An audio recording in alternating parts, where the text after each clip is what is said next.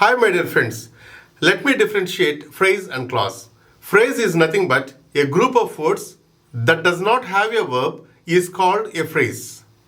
అంటే వెర్బ్ లేని పదముల సముదాయమును phrase అంటాం. Clause means a group of words that does have a verb is called a clause. Means what is only the difference between phrase and clause is only existence of verb. Verb ఉన్న పదముల సముదాయము clause. Verb లేని పదముల సముదాయము phrase. Dear friends, see the sentence. A poisonous snake is on the tree.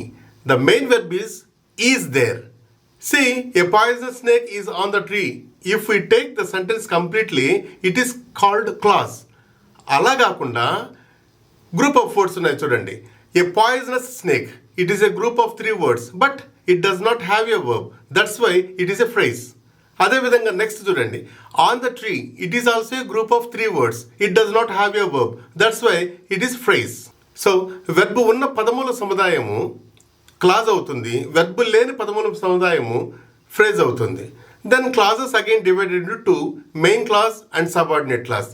దీని గురించి మీరు ఇంకా వివరంగా చూసుకోవాలంటే సింపుల్ కాంపౌండ్ కాంప్లెక్స్ సెంటెన్సెస్ పైన నేను వీడియో చేస్తున్నాను, అది చూడండి. So, you please look at another sentence, my dear friends. That is, Rani is looking at her loving children. ఈ వాక్యంలో total Rani is looking at her loving children అని అన్నప్పుడు అది టోటల్ క్లాజ్ అవుతుంది. అలా కాకుండా ఈ వాక్యంలో ఫ్రేజ్ ఏదో గుర్తించి అది కామెంట్ సెక్షన్లో రాయగలరు. Thank you very much.